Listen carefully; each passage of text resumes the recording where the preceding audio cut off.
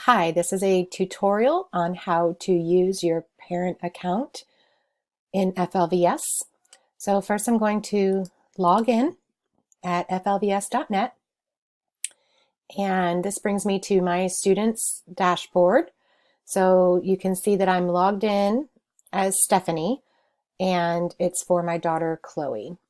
So if I scroll down, I can see the classes that she's in, and I can enter that course by clicking on the orange course button. Before I do that though, I also wanted to show you a few other things. Under the menu on the left-hand side, you can review the academic profile and some other student records here, as well as the parent and guardian profile and student profile to make sure numbers and email addresses and all of that are up to date. And you can view different dashboards. This is usually the most useful part of the menu as a parent, though, is under the student records. And you can see over here that there are emails that need to be read. So that little number 3 tells me I have 3 emails waiting for me to read. Now, if I want to go ahead and enter her course, I would click on the course, and that is going to launch me into the learning management system for FLVS. And here you basically see everything the student sees, but cannot do the things the student does. In other words, I can't submit assignments for my child or anything like that. But you can see this is her announcement page with all sorts of great links for her language arts class. The textbook is where she would go to look at the lessons, and you can view those as well. You can select a module and see what the assignments are. You can also check out the checklists at the beginning of the module and just kind of page through things. And so this is exactly what the students see. I can always click on the little house to come back to the announcement page. The assessments tab is where the students submit work. So this is kind of like a to-do list. This is showing what she has left to do in her course. So as we're wrapping up a segment currently, she really only has a few more things to do. If you're just starting a course, this will be a lot longer, this list. Under the main menu, I can check out the pacing guide by coming down to the word pace. And you get some options here. So for the pace options, the standard pace is to complete the whole course, both segments, in 32 to 36 weeks. You can also work at an accelerated rate and complete it both segments in 16 to 18 weeks. Some students are only taking the second semester, so they have that pace as well.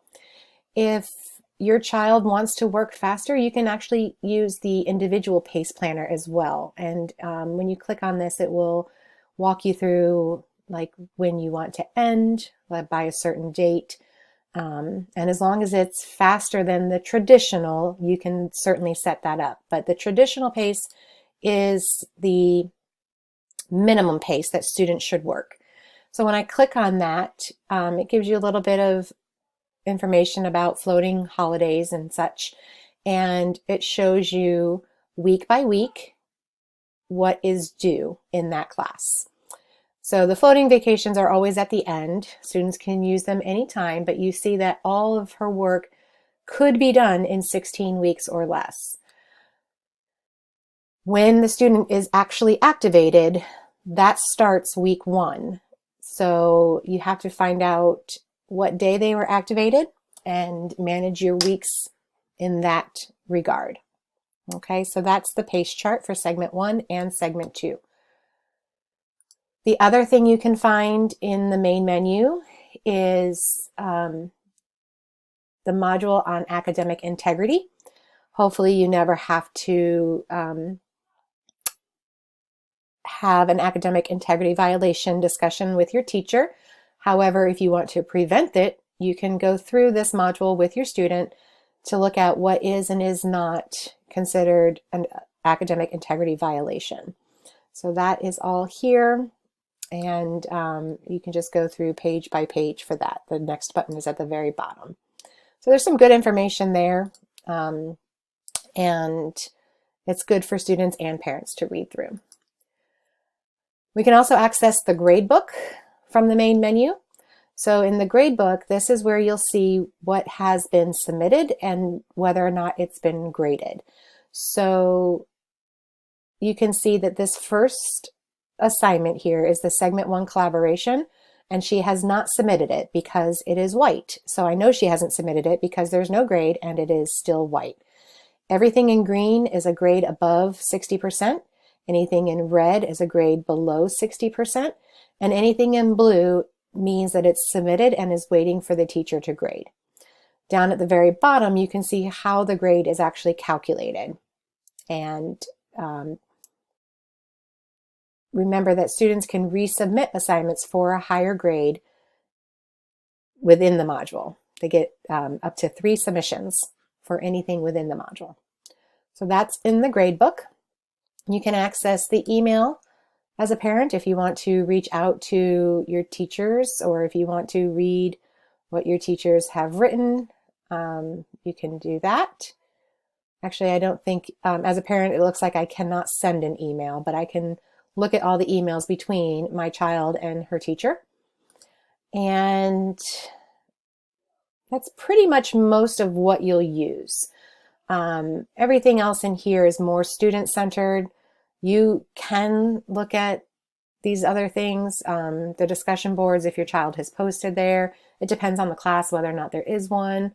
But your main things would be the grade book, the lessons if you want to check them out, the pacing chart, and that integrity module. Those are the key things, in my opinion, as a parent that I'd want to stay in tune with.